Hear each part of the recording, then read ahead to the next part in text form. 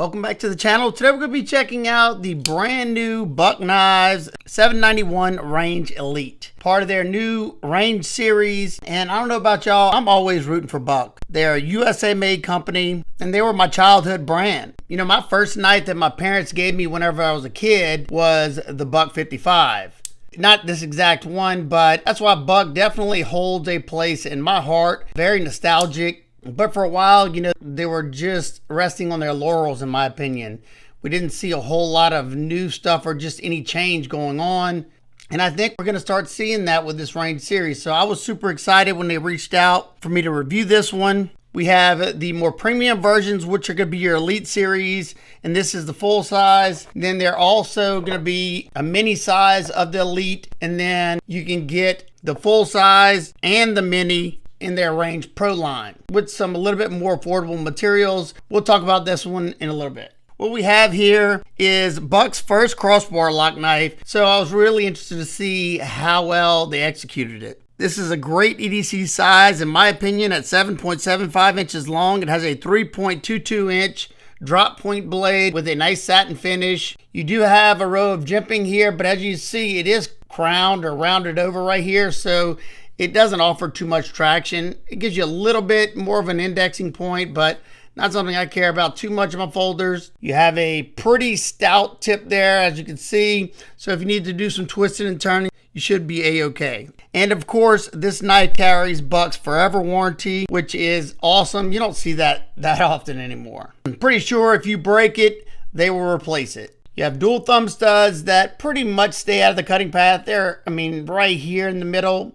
Not something, once again, that I've ever had a problem with, but it's just going to depend on your use cases. Well executed sharpening choil. You can see the plunge comes to about right here. So you're going to have a good bit of sharpening life before you have to worry about it widening right there. And you don't have to worry about any stop pin or anything getting in the way if you need to open that up. Your blade steel on this one is CP and Magna Cut with the Paul Balls heat treat. I don't know what the HRC is on these. However, I do know that when they run the Paul Balls heat treat protocols, it's always going to be a solid heat treat. It may not be as high as I like it, but it's always going to be a very well executed heat treat. You have some pretty thin blade stock at 0.09 inches, so that should allow it to slice pretty well. Then you have a flat grind that comes down to around 25 thousandths behind the edge. It's not the thinnest. However, the edge bevel on my particular knife is coming in at 17 degrees per side, so it should still perform really well. We're going to find out.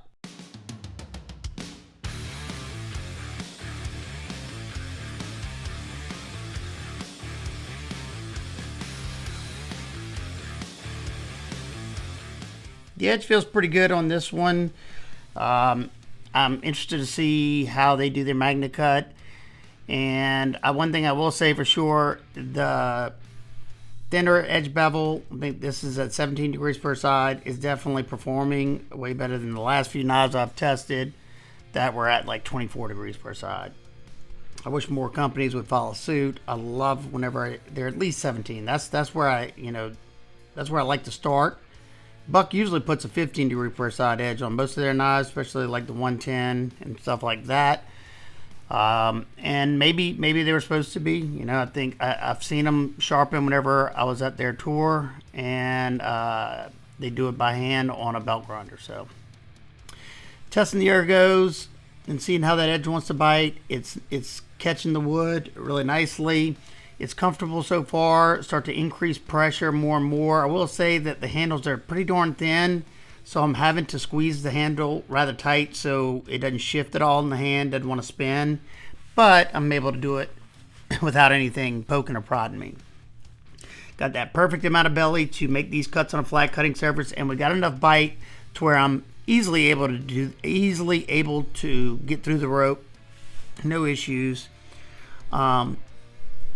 It's like, once again, sharper than the other, I think 3 knives I tested already. 3 knives I've tested before this one. And so far so good.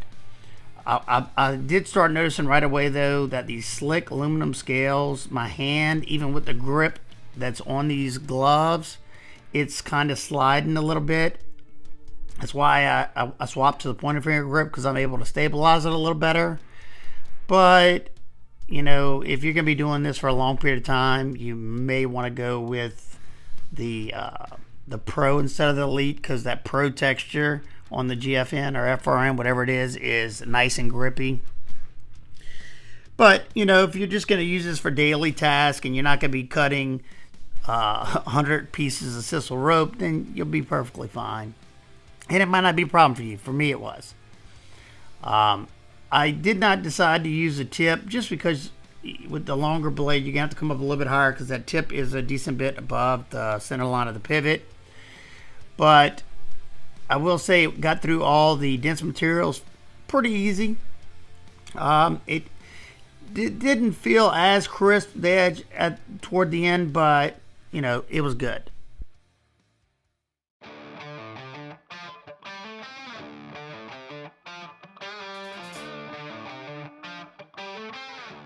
This one came with a remarkable edge out of box and is very, very slicey. So one thing I've always loved about Buck is they usually put a fairly thin secondary bevel on the knife. I think this one is at 17 degrees per side, just like its bigger brother. And it's amazing how much better these knives will perform. If you've never tested a knife, you know, that started out at, say, 24 degrees per side, drop it to 17, 15, it's a night and day difference. And not to mention it usually lasts longer. Sorry about that. Now, it may be a little bit more prone to rolling or chipping, but it's just going to depend on your use case. You know, if you're going to be doing a lot of hard use stuff, then yeah, just leave it 24 degrees per side or 22.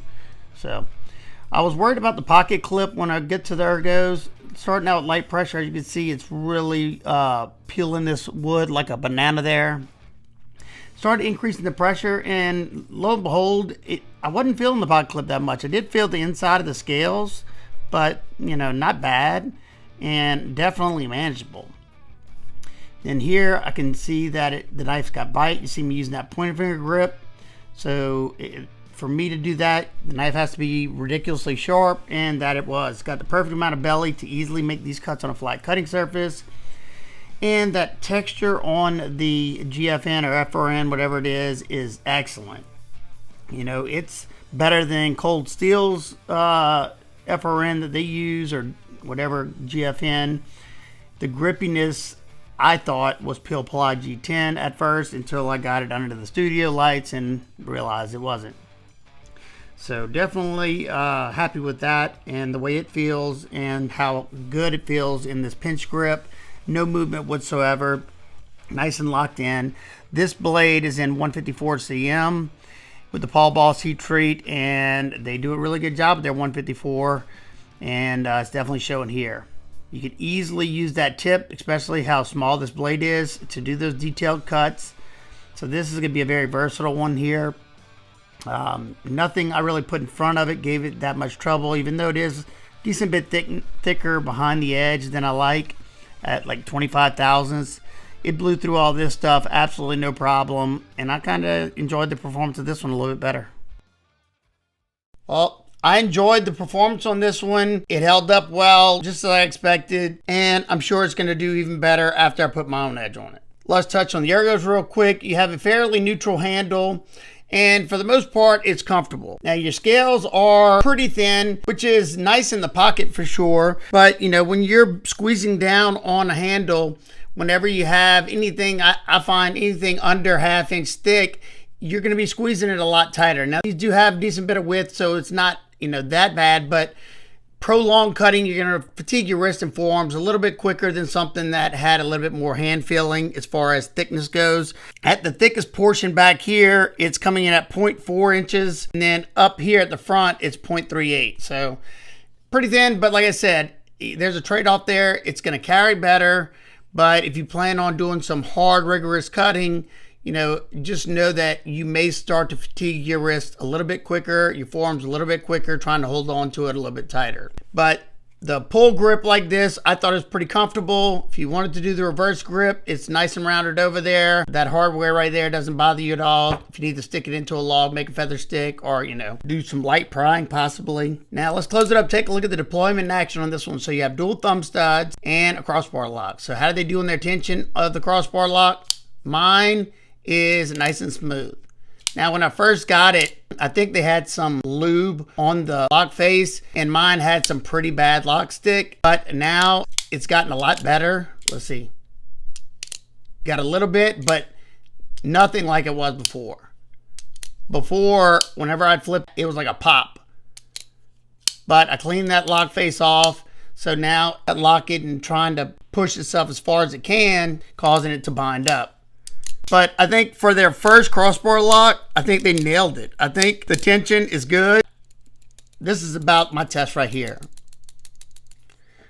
I can flip out pretty much any crossbar lock if I want to. This one, I don't find it to be unsafe in the least. As far as your left side, you can access those thumb studs just as easy. And this is riding on large phosphor bronze washers, giving it a nice silky smooth action. At least mine is. Reverse flick's easy. Slow roll, of course. If you want to pinch down, you could by grabbing that flat right there. I will be honest, when I first got this one, I thought it was on bearings how smooth it is. So when it comes to the Range Elite, excellent action. As far as the Mini Range Pro, the action's a little bit more stiff. I can still flip it out easy, but it's not as drop shut. But I will say I carried this one and used it a little bit more than this one. So I expect this one to break in as well. You know, the blade is a lot lighter. As long as I can still get it out and it's not stiff or anything, I'm good with it. I'm sure if I wanted to speed up the process, I could take it apart and clean everything in there, maybe polish the washers. But I want to wait and see if it breaks in by itself. Now let's close it up, take a look at the handle area. Your Range Elite have the smooth aluminum scales. Mine are the black aluminum. You can also get it in gray and I think green. They have chamfers going all the way around, so there's no sharp areas where you don't want them to be. Everything's nice and softened, and these are just flat scales. You have the Buck logoed pivot there. TA construction throughout, excellent job. Clamshell construction, as you can see here in the back, which makes it even more comfortable in hand. They even chamfered the insides right there, so you don't have any sharp areas. The only stainless steel you have is this little plate that goes here to house the crossbar lock, and they did that to help bring down the weight. You have a Jeep carry pocket clip, goes all the way to the end, and it's done at the butt end, so you can swap that around, and it functions excellent. You got enough ramp, goes over my jeans nicely, and enough tension that these smooth aluminum scales isn't sliding around in the pocket. Now, whenever I pull it out of the pocket, I try to make sure I grab right here at that bend, so I'm not putting extra pressure on that pocket clip. It even stays well in my lightweight fishing shorts. When it comes to the Range Pro, it's a little bit different because you're using a different clip. I think this is like the same clip, deep carry clip they use on the Buck Select. I still deep carry, it's not inset into the frame, and it is reversible. So that's the positive thing. There's no flat spot underneath this texture, so that could probably become a pocket shredder rather quick because this is pretty darn grippy. And being this is a small knife and this is a wide clip, initially whenever I grabbed this, I was like, oh wow, that clip's gonna be a hot spot heaven because I can feel it right away. But whenever I did the testing with this, it wasn't a hot spot. I mean, I could feel it, but it wasn't something that was like, oh my God, I got to stop what I was doing. I did feel the inside of these scales a little bit, but that's always the case with these type of scales. When it comes to grippiness, these smooth aluminum scales are pretty slick. I'm going to be straight up. They're pretty darn slick. Now, it's just going to depend on what you're doing. Whenever I was in the pinch grip and I was doing the rope cutting, I felt my fingers kind of sliding on this, which I don't like. However, when it comes to these, when I first got this knife, I thought these were G10 scales by the way they feel, but that is a GFN, glass field nylon. And you got this very fine like stippling here, and then you have this texture. It's like a diamond texture. Talk about grippy. I can't even compare it because like it feels like Peel Ply G10 there. Faux bolster there. So if you're looking for a grippy one, then I would say go with the Pro Series. Or if you like me, you got neuropathy, and you're worried about the textures, affecting that, then you can go with aluminum. You can get the GFN in both sizes, so you're covered, just different materials. The clip on the Elite is way more comfortable in hand than the Pro just because of how wide this is, and I think it's because this is the mini version, so I don't have as much grip area. But like I said, it wasn't really that bad whenever I started actually doing the testing.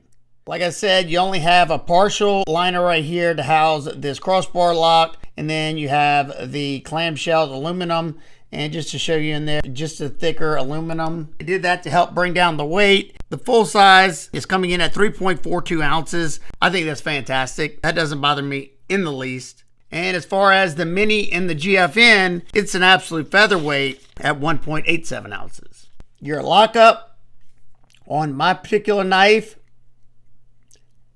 bank vault. No movement up or down, left or right. That's exactly what I want to see here. Check the mini.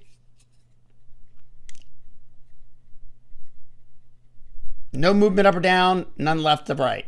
Excellent. Now time for some quick size comparisons. As you can see, it's in the middle of the Buck 110 and 112. And it's a little shorter than the Buck Onset, and it's just a hair shorter than a Benchmade 940. And it's in the middle of the Ontario Rat 1 and 2. And lastly, it's in the middle of the Spyderco PM2 and Power 3. And as for the Mini Range Pro, it's in the middle of the Ontario Rat Model 2 and a Buck 55.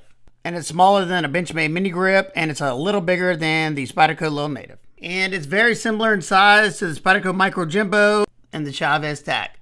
And lastly, it's a little shorter than a Benchmade Mini Bug Out and the Spyderco Chaparral. Now, being that absolutely no knife's perfect, what are my nitpicks and complaints? First, in my opinion, if you could put some jimping here, I wouldn't round it over like that, so it would have been grippy. Not something that bothers me, but I know some people are diehard jimping fans on their folders. So like I said earlier, I think the aluminum scales could have definitely used some texture or an anodizing or something that maybe gave it that chalky type feeling, because the way it is pretty slick. If that's something that bothers you and you love the knife, then go with the GFN because it is much grippier. Of course, I would always prefer to have a thinner primary grind. That way, every time I sharpen it, it's not getting thicker and thicker so rapidly. That said, it's still sliced very well. As far as comfort in hand, I found this one to be more comfortable, and I think mainly because of the pocket clip, because like I said, the width of this clip and it's sitting up higher than you have on this one, so I felt it a lot more. Now, it might not be the case for the bigger one. It's just going to depend on your hand size, but like I said, during use, it wasn't as evident, especially when I was bearing down hard into it, which that's where it really counts. As far as the jimping on this one, it's exactly the same. Your Range Elite full size comes in at $220. The Mini Range Elite comes in at $209. Those both have the Magnum Cut blade steel and the aluminum scales. Your Range Pro full size comes in at $125. The Range Pro Mini comes in at $115. Do I think it's worth that price tag? Now, you also have to factor in it's 100% USA made, and it has their Buck Forever warranty. When I toured the Buck facility, they have some of the returned knives that got blown up and just some of them in house fires, and they will replace the knife. And if they don't still make the model, they will give you what replaced it, but pretty much. So you got to think about it. You are paying for that warranty. So I don't think 220 is too out of line there. I think it's a really good knife. And if I wouldn't have known anything about this, personally, would I have bought this? Yeah, I was planning on buying the larger one. But now knowing what I know, I might have bought the full-size Pro. Just because of the grippiness, I don't know, it's a tough one. The 154cm performed great. I love 154cm. And then the Paul Boss heat treat on top of it, it really, really performed great. This one is an absolute featherweight. 1.87 ounces. I forgot this thing's in the pocket, except for when I pulled it out there. They also clamshelled that FRN. So I'm super excited that Buck is trying to get with the market. Sure, the 112, the 110, these will always be great knives, but they're not what this new generation is going to want. It's just plain and simple. And if you want to keep moving forward, you got to stay with what's going on in your industry.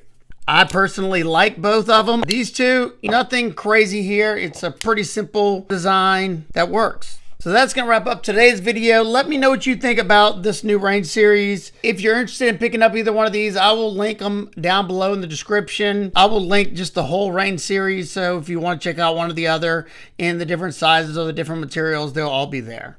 If you have any questions in particular, feel free to ask me down below and I'll do my best to get back with you. I hope every single one of y'all is having a fantastic day today. And remember, keep these blades sharp, smile more, peace.